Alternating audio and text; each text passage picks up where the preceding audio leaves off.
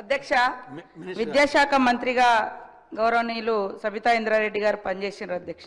వారి 5 సంవత్సరాల కాలంలో కానీ లాస్ట్ 5 ఇయర్స్లో కానీ అంతకుముందు టీఆర్ఎస్ వచ్చి 5 ఇయర్స్లో కానీ 10 ఇయర్స్లో ఎప్పుడు కూడా మరి బ్రేక్ఫాస్ట్ పెట్టాలనే ఆలోచన రాలేదు అధ్యక్ష. 10 సంవత్సరాలలో వాళ్ళు బ్రేక్ఫాస్ట్ ఎప్పుడు మొదలుపెట్టిరంటే అక్టోబర్ 6వ తారీఖు నాడు మొదలుపెట్టిరు అధ్యక్ష.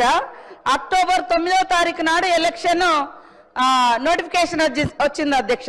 కేవలం ఎన్నికల కోసం మీరు పెట్టినటువంటి ఈ యొక్క స్కీమ్ అధ్యక్ష.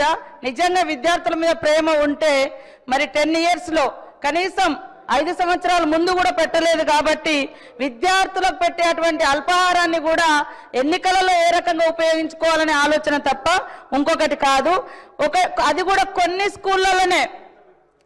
స్కూళ్ళలోనే ఈ యొక్క అల్పాహారం స్కీము అది కూడా అక్టోబర్ 6వ తారీఖు నాడు ప్రారంభిస్తే అక్టోబర్ 9వ తారీఖు నాడు నోటిఫికేషన్ వచ్చింది అసెంబ్లీ ఎన్నికలకు.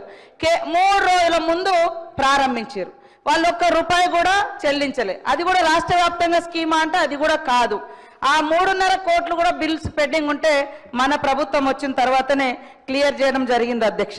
ఇంకొకటి, ఎంతసేపు టీఆర్ఎస్ వాళ్ళకు బాగా అలవాటు ఆత్మస్థుతి పరనింద. మేము చాలా గొప్పగా చేసినాం, 10 ఏళ్ళు మీరు ఏం చేసిరో విద్యార్థులకు తెలుసు, టీచర్స్కి తెలుసు, పిల్లలకు తెలుసు, తల్లిదండ్రులకు తెలుసు.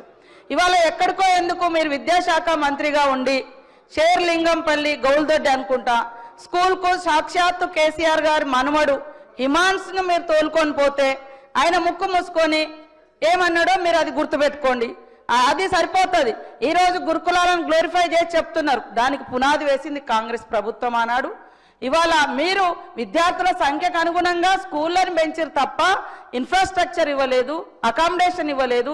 అద్దె భవనాలలో ప్రతి నెల 3 లక్షలు ఇప్పటికి కూడా కట్టుకోవాల్సినటువంటి పరిస్థితి. ఇవన్నిటిని పరిష్కరించడం కోసం ఇవాళ ఇంటిగ్రేటెడ్ స్కూల్స్ను కూడా తీసుకొస్తుంటే పదే మీరు ఇది చేయలేవు, మీరు 10 ఏళ్ళు చేయలేదు, మేము 10-12 నెలలల్లా సర్దుకొని ఒక్కొక్కటి చేస్తున్నాం ఆర్థిక ఇబ్బందులల్లా. కానీ మీరు 10 ఏళ్ళు ధనిక రాష్ట్రం బంగారు తెలంగాణలో మరి పిల్లల భవిష్యత్తును బంగారం లాగా ఎందుకు మార్చలేదని నేను ఈ సందర్భంగా అడుగుతా ఉన్నా అధ్యక్ష.